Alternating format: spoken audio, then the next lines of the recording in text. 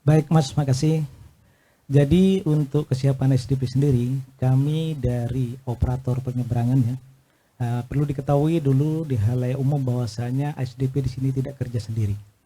SDP itu hanya operator pelabuhan dan penyeberangan. Namun ada yang mengatur di sini Mas. Kami di sini harus tunduk kepada regulasi yang ada karena untuk penyeberangan sendiri sekarang diatur untuk pengendalian, pengaturan dan pengawasan itu ada di tangan BPTD, di tangan pemerintah. Untuk itu kalau ditanya mengenai kesiapan dari SDP sendiri dari sisi sarananya, dari sisi angkutannya, kami sangat-sangat siap. Memang saya mendengar dari beberapa teman-teman karena saya di sini baru Mas, tahun lalu saya belum di sini karena sering katanya di situ ada ribut terkait antrian kendaraan yang akan menyeberang. Sebetulnya yang ribut itu yang ke arah Pak Ning Mas. Perlu diketahui di sini bahwasanya untuk Batam sendiri, SDP Batam, hubnya itu ada di Batam. Di situ melayani 5 tujuan. Yang mana yang paling padat adalah Punggur Uban. Yang kedua paling padat itu Punggur Selari di Riau sana, juga Punggur yang ke arah Tungkal. Sementara untuk Punggur yang ke arah Karimun dan Dabu itu demandnya agak sedikit. Dan untuk kesiapan SDP sendiri, kami jauh-jauh hari pada tanggal 27 Maret kemarin kami mengadakan rapat koordinasi lintas sektoral angkutan lebaran, di mana kami seluruh stakeholder yang ada kami undang, yaitu stakeholder yang berkepentingan dalam hal ini KSOP, BPTD, termasuk saya juga ngundang BP Batam. Karena kenapa saya ngundang BP Batam? Karena pelabuhan kami bersebelahan langsung dengan BP Batam. Kredit di kami tentunya akan berdampak ke pelabuhan sebelah. Untuk itu di situ kita bahas siapa berbuat apa, karena saya tidak mau seolah-olah SDP yang dituding bahwa SDP tidak bisa ngatasin ini. Dan perlu diketahui bahwasanya di situ banyak faktor yang menjadi pelayanan itu menjadi tidak maksimal kepada pengguna jasa. Yang pertama, kami tidak menutup mata bahwa di sana banyak orang-orang yang berkepentingan. Pada saat peak season itu banyak orang-orang luar yang notabene ya dalam hal ini kita tidak menyebut instansinya ya, tapi banyak di situ yang berkepentingan yang mengatasnamakan pejabat, mengatasnamakan pengawalan, itu yang merusak antrian. Sehingga orang-orang yang sudah jauh-jauh hari, sudah 2 hari atau sehari yang lalu ngantri, dia diserobot. Sebetulnya kalau untuk arah Punggur Uban sendiri itu kami layani Mas, layani sampai 24 jam. Jadi artinya pengguna jasa tidak sampai terlantar lah. Ya. Dengan armada kami yang untuk Punggur Uban itu ada 4 unit. Dengan rata-rata kapasitas muat itu 38 kendaraan. Dan jam operasi kami dari jam 7 sampai jam 7 malam. Ini untuk skenario normal. SDP ada 3 skenario yang diusung dalam hal-hal angkutan lebaran, tahun baru maupun Nataru maupun angkutan hari-hari besar lainnya. Itu ada 3 skenario, yaitu skenario normal, kami mengoperasikan 4 kapal dengan pola operasi semuanya 13 trip. Dan pola padat itu kami tambah frekuensi tripnya. Dan pola sangat padat. Sangat padat ini kami sudah tidak mengacu ke jam. Itu penuh, kapal bongkar penuh berangkat. Artinya sampai kapanpun, sampai 24 jam pun kami siap melayani. Yang jadi kredit dan yang jadi viral kemana-mana itu biasanya yang untuk lintasan Punggur Pak Ning. Karena di situ kapalnya terbatas. Untuk tahun lalu itu 1 kapal aja Mas, karena 1 kapalnya lagi itu docking. Jauh-jauh hari saya sudah antisipasi ini. Untuk 2 kapal saya tambahkan ke jalur itu. Jadi sekarang sudah ada 3 kapal yang melayani itu Punggur Pakning. Dan untuk Punggur Pakning itu izinnya itu dari kementerian langsung dari Jakarta. Jadi jauh-jauh hari kami sudah urus izinnya. Kami minta izin sama Kabalai dalam ini karena yang mengawasi kami dengan itu Kabalai BPTD. Itu kami mendapat surat persetujuan dari kementerian sehingga 3 kapal yang hari ini operasi untuk lintas Punggur Selari maupun Punggur Tungkal. Nah, kembali lagi ke carut marutnya antrian. Kami tidak mau kecolongan. Sehingga pada saat rapat kami putuskan bahwasanya untuk angkutan lebaran kali ini kami akan memberlakukan sistem antrian online, hotline Mas. Jadi tidak ada lagi kita ketemu fisik. Jadi saya tegaskan lagi, tidak ada lagi pendaftaran itu dilakukan ucuk-ucuk ke Punggur sana untuk antrian. Tidak ada lagi. Kenapa? Untuk menghindari kepentingan, untuk menghindari percaloan. Sehingga kami sudah publish melalui media, melalui ini per tanggal 1 April kemarin kami sudah membuka pendaftaran untuk ke arah Pakning dan Tungkal. Kenapa demikian? Karena saya sudah operasikan 3 kapal. Tapi ke sana itu tidak kayak Punggur Uban. Di sana itu kami membutuhkan pelayanan 16 sampai 18 jam. Sehingga orang yang tidak berangkat, tidak bisa berangkat hari ini, dia akan berangkat besoknya, kan kasihan. Dan kemarin katanya teman-teman ini Pak, banyak kami disalib sama mobil-mobil yang mengatasnamakan anggota. Kami tidak menyebut institusinya. Namun setelah saya pelajari, memang di sana memang banyak Mas, banyak kepentingan yang memang disetting pada tiap tahunnya. Saya jadi ironi jadi gini, saya jadi tertantang bahwasanya katanya ada pengguna jasa yang sampai mau merogoh koceknya 5 juta hanya untuk menyeberang, padahal harga tiket cuma 1.700.000. Jadi hal inilah yang saya jauh-jauh hari saya antisipasi, makanya saya tidak mau di situ ada kontak fisik pada saat pendaftaran. Jadi kami sudah bikin sistem, jadi pengguna jasa cukup chat di WA, di hotline kami. Nanti dari hotline kami akan jawab apa-apa saja persyaratan yang akan yang menjadi persyaratan perjalanan.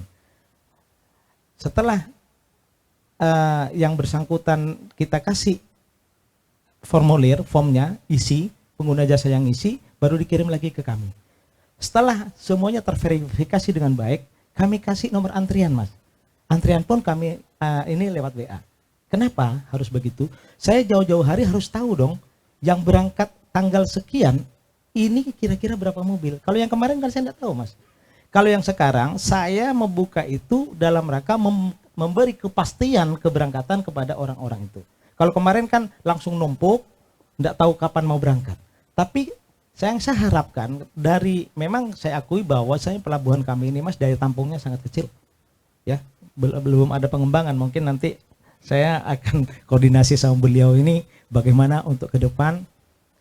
Karena juga di sini saya akui saya tidak punya buffer zone Mas. Kalau di cabang-cabang lain yang pernah saya ini kayak di Merak, di Bakau, di Ketapang itu ada buffer zone. Jadi kendaraan yang belum saatnya berangkat itu ditaruh dulu di buffer zone, jadi tidak kredit. Nah, karena di sini tidak ada buffer zone, saya akali dengan sistem antrian yang kayak begitu. Begitu pengguna jasa sudah dapat nomor antrian, kapan dia harus berangkat, tanggal berapa, jadi pengguna jasa kan santai-santai saja, tidak usah numpuk di pelabuhan.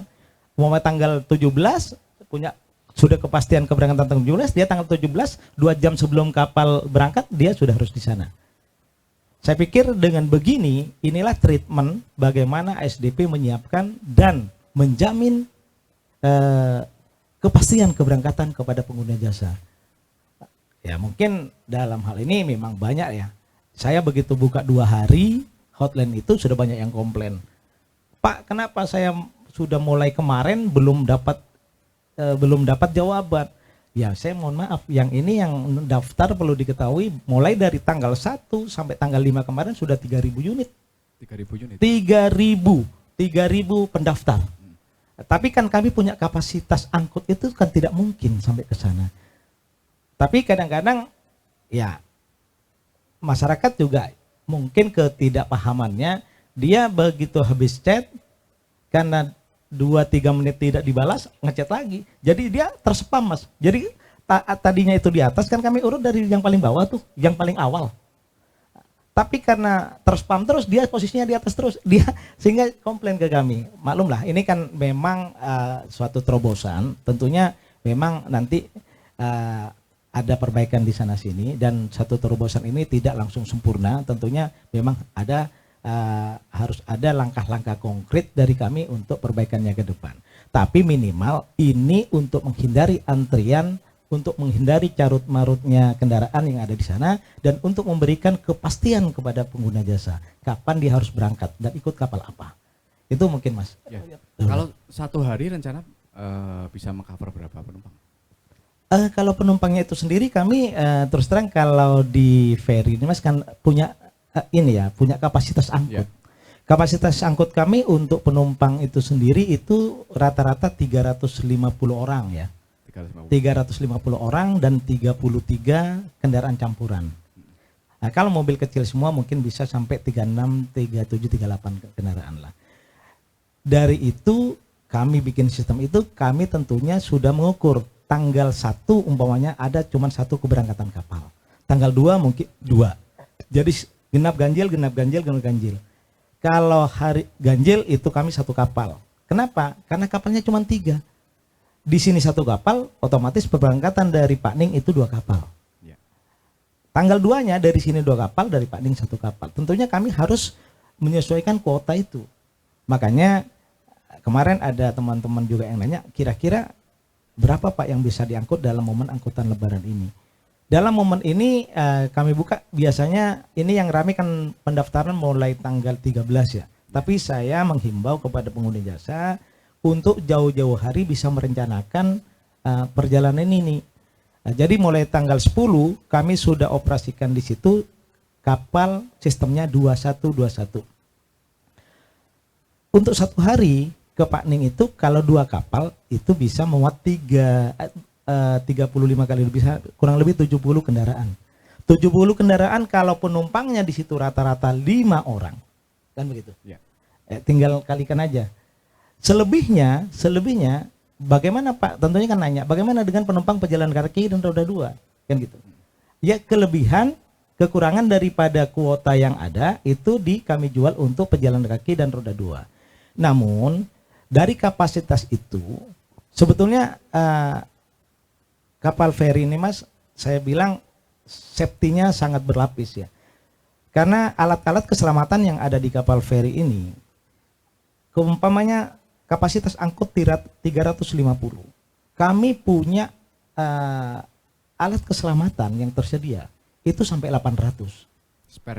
Spare-nya. 350 untuk baju pelampung, itu dari pelampung. Life wrap, satu life wrap yang kayak kapsul itu di atas itu bisa 25. Satu kapal itu bisa sampai 14. Tinggal kalikan. Belum lagi life buoy. Jadi rata-rata kami biasanya setiap tahun mengajukan dispensasi kepada kementerian untuk sedapatnya diberikan tambahan kuota. Jadi umpamanya kapasitas 350, maksimal yang diperbolehkan itu cuma 30% dari kapasitas angkut. Kenapa? Di samping keselamatan, di situ juga yang diutamakan adalah kenyamanannya. Nah, menarik tadi yang mengaku aparat, mengaku pejabat mungkin yang nyebut. Nah, kan tidak menutup kemungkinan untuk tahun ini akan terjadi hal serupa.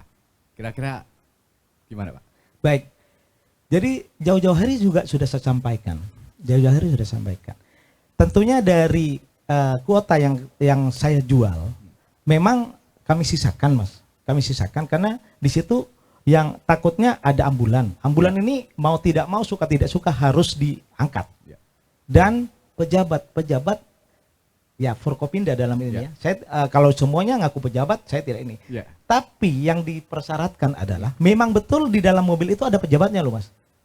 Oke. Kalau cuman mobilnya pejabatnya, mohon maaf nih, Ya. mobilnya Pak Bupati nih, Ya. mobilnya doang, itu tidak bisa. Tidak Mas. bisa ya. Tidak bisa, tidak bisa. Umpamanya ngaku saya dari dan Lanal, harus ada orangnya Mas. Karena kenapa? Saya yakinkan bahwasanya, oke, saya kasih slot yang sisa dari kan satu kapal 35, kami jual biasanya 33. Dua itu saya peruntukkan bila mana ada emergensi ambulan Ya. dan mungkin ada salah satu pejabat yang akan ikut ke sana. Tapi yang kemarin-kemarin itu kan ceritanya unik. Dia itu anggota ini mengatasnamakan ini institusi tertentu, Ya. bos saya katanya. Jadi diloloskan, begitu diloloskan ternyata, mohon maaf nih, Ya. begitu dibuka kaca, Chinese Mas. Oh. Jadi ini makanya saya dalam hal ini jauh-jauh hari saya sudah publikasi di koran, di media sosial dan lain-lain, bahwasanya kami tidak ada untuk mentoleransi itu. Ya. Yang bisa kami prioritaskan adalah ambulan dan Forkopimda, Ya. selain daripada yang terdaftar itu.